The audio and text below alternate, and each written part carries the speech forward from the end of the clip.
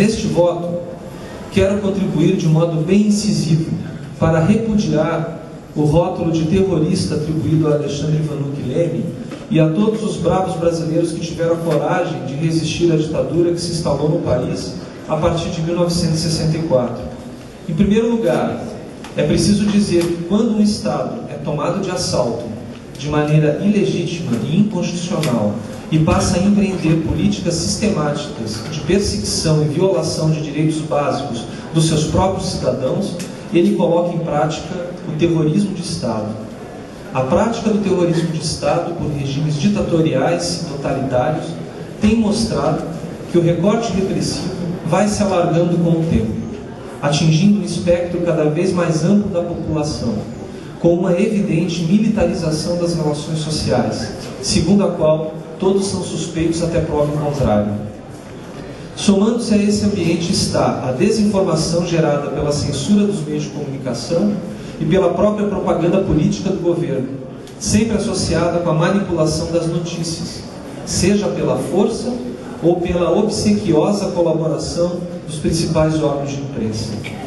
e com o ocultamento das violações de direitos humanos por ele promovidas. Também é notável a capacidade, como se viu no caso da ditadura civil-militar brasileira, de manipulação dos órgãos legislativos e judiciários, com o fim de legalizar e judicializar a repressão, como bem está registrado e documentado na pesquisa feita pelo cientista político estadunidense Antony Pereira em seu livro Ditadura e Repressão. Sempre fazendo vistas grossas denominadas nem mesmo de crimes políticos. Esclarece Heleno Fragoso que o crime político é aquele cometido contra a segurança do Estado, mas que só pode ser concebido a partir do pressuposto de um Estado legítimo e democrático. Quando se compara, porém, a usurpação ilegítima do poder político em uma dada sociedade com a ação de resistência a esta usurpação, fica claro que nem mesmo de criminosa seria adequado classificar a ação de resistência, quanto mais de terrorista. Tais atos seriam criminosos aos olhos de quem os classifica como tal e a quem interessa tal qualificação. Como o governo constituído é ilegítimo, já que depôs o presidente eleito pelo voto popular e ignorou a Constituição de 1946, construída a partir de uma Assembleia Nacional Constituinte, também escolhida pelo voto, é da mesma forma ilegítima a legislação de exceção que criminalizou as condutas de resistência. Alexandre Vanucchi Leme e tantos outros jovens brasileiros que viveram sob a ditadura civil-militar deram as suas vidas e colocaram em risco o que havia de mais sagrado e importante: sua família, seus amigos, sua vida, em prol de uma sociedade livre da ditadura e que caminhasse para relações mais justas e igualitárias. Por essas razões, é imperioso que cessem os ecos da inadequada utilização da palavra terrorista, para qualificar os que tiveram a coragem de resistir à tirania. É fundamental que seja dito com todas as palavras que o Estado brasileiro é quem praticava o terror, por meio dos agentes públicos e dos colaboradores civis que estavam a serviço da ditadura. É preciso, entre outras providências, que seja retificado o atestado de óbito de Alexandre Vanucchi Leme, assinalando que ele foi morto sob tortura praticada por agentes públicos que tinham o dever de zelar pela sua integridade física, assim como tem com relação a qualquer pessoa que esteja sob sua custódia. É preciso que seja seguido, neste e em tantos outros casos, o exemplo da família de João Batista Franco Drummond, dirigente do PCdoB, assassinado em 1976, no mesmo lugar em que o foi Alexandre, em ação conduzida pelo advogado Egmar José de Oliveira, também conselheiro da Comissão de Anistia. Foi prolatada em 16 de abril de 2012, sentença assinada pelo juiz Guilherme Madeira Dezen, da 2ª Vara de Registros Públicos de São Paulo, que determina a retificação do atestado de óbito de Drummond para que conste que ele morreu nas dependências do Toicode de São Paulo, com traumatismo craniano encefálico devido a torturas físicas. É preciso também que se siga o exemplo, hoje assistido por todos nós, protagonizado por iniciativa da Comissão Nacional da Verdade da família de Vladimir Herzog, de retificação do seu atestado de óbito. Lembremos também do caso de Eduarda Crispim Leite, filha de Eduardo Leite Bacuri e de Denise Crispim, que teve o seu direito de ter o nome do seu pai inscrito na sua certidão de nascimento. munida com a portaria oficial da Comissão de Anistia do Ministério da Justiça, onde constava esse reconhecimento público pelo Estado brasileiro e que foi dado efetivo cumprimento pelo cartório de registros. A indignação diante da morte de Alexandre e do desleixo das autoridades em mal conseguirem cobrir a sua própria sujeira levou a uma forte reação em cadeia, que desagou no bravo e destemido movimento pela anistia e no começo do fim dos governos dos generais. De especial relevo foi o forte envolvimento de setores da Igreja na oposição à ditadura, iniciando com o claro e o público posicionamento de Dom José Melhado Campos, bispo de Sorocaba, bem como do Conselho Diocesano de Presbíteros, de repúdio à morte de Alexandre e as explicações insatisfatórias fornecidas pelas autoridades, conforme está as folhas 22. Em seguida, houve a missa em memória do anistiando, realizada na Catedral da Sé, no dia 30 de março de 1973, conduzida pelo cardeal arcebispo de São Paulo, Dom Paulo Evaristo Arnes. Foi um grande acontecimento, reunindo cerca de 3.000 pessoas e que marcou a reorganização do movimento estudantil. Seria precursora de outros atos claros de repúdio da população e de enfrentamento da ditadura, como a missa rezada também por Dom Paulo Evaristo Arnes após o assassinato de Vladimir Herzog em 1975. Depreende-se dos documentos das forças repressivas da época juntados aos autos que tais atos organizados e executados pelos estudantes e pela Igreja foram objeto de intenso monitoramento e preocupação. São inúmeras as folhas dos dossiês que trazem essa preocupação dos órgãos de repressão. Em um dos informes, relata-se a ação orquestrada da polícia para dispersar a multidão após a missa de 1973 na Sé, e a impedir a concentração dos estudantes no Largo de São Francisco na sequência. Da mesma forma, em 1978, quando crescia de modo irrefreável o movimento pela anistia, foram produzidos extensos relatórios,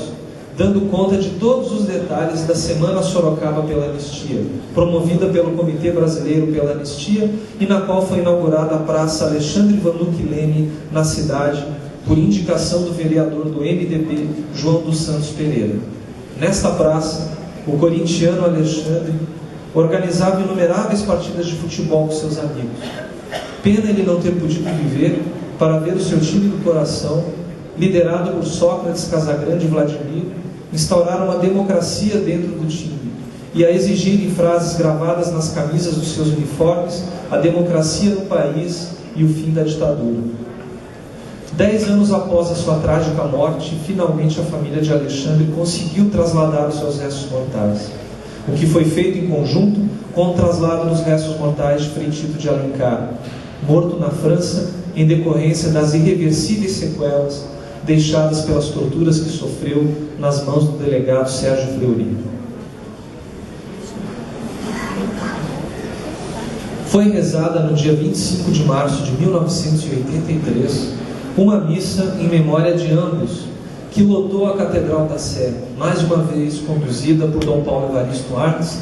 como dão conta, inclusive, cópias de recortes de jornal da época organizados pelos próprios órgãos da repressão, que também monitoraram minuciosamente mais este evento. Em sua lápide no Cemitério da Saudade, em Sorocaba, está o epitáfio. Aqui vigia Alexandre Vanucchi Leme, 5 de 10 de 1950, assassinado pelo regime militar em 17 de 3 de 1973, à espera do tempo da justiça. Por todo exposto, está mais do que comprovada a perseguição política sofrida por Alexandre Vanucchi Leme, o que lhe garante o direito à declaração de anistiado político brasileiro, ainda que após a sua morte. Em sua petição, a requerente pede que o Estado brasileiro, representado neste ato pela Comissão de Anistia, peça publicamente perdão. Aqui, para que fique bem claro o sentido da missão constitucional atribuída a esta comissão, se faz necessária uma importante reflexão sobre o sentido da anistia no processo transicional brasileiro. A anistia está tradicionalmente associada à ideia de perdão e de esquecimento, demarcando juridicamente a esfera penal, na qual o Estado perdoa aqueles que outrora eram por ele considerados criminosos, e propõem o esquecimento dos seus atos. Este é, por exemplo, o claro sentido da Lei 6683 de 1979. Afinal, não se pode esquecer que o mesmo Estado que sancionou esta lei, por mais que ela tenha sido o marco inicial no processo de redemocratização e fruto também de intensa mobilização popular pelo abrandamento do regime, pela libertação dos presos políticos e pelo retorno dos exilados, era um Estado ainda ditatorial e usurpador do legítimo poder popular. Tanto a Lei de Anistia de 1979, quanto a Emenda Constitucional número 26 de 1985, possuíam a clássica conotação de perdão de crimes pelo Estado e de esquecimento, tendo sido ambas geradas na ordem jurídica instituída pelo regime ditatorial, somente rompida com a promulgação da Constituição de 1988 e com o restabelecimento do Estado de Direito no país. Importa registrar que ambas as normas já traziam também, ainda que de modo mais restrito, determinações de restabelecimento das situações profissionais e pecuniárias daqueles que foram afastados dos seus vínculos laborais, o que as aproximam também da ideia de reparação. Será, porém, somente a partir da Constituição de 1988, em seu artigo 8º do Ato das Disposições Constitucionais Transitórias, e após a Lei 10.559 de 2002, que regulamenta a disposição constitucional, que o sentido da palavra anistia sofrerá uma modificação de 180 graus na ordem jurídica brasileira. Em primeiro lugar, a anistia constitucional se volta explicitamente e exclusivamente para os que foram atingidos em decorrência de perseguição exclusivamente política. Em segundo lugar, desaparece a clássica questão penal e destaca-se o sentido da reparação, um dos pilares indispensáveis, juntamente com o direito à memória e à verdade, à justiça e às reformas das instituições, do conceito de justiça de transição. Ora, quando se busca anistiar um crime, procura-se, em última análise, restituir o status quo anterior, como se o crime nunca tivesse ocorrido. Daí a noção do esquecimento. A anistia demarcada na Constituição de 1988, contudo, ao procurar restituir o status quo anterior, o faz, mirando o Estado democrático usurpado pelas mais de 2 décadas de ditadura. Logo, não poderá recomendar o apagamento de crimes dos que foram perseguidos políticos, pois aos seus olhos, tais pessoas não cometeram crimes.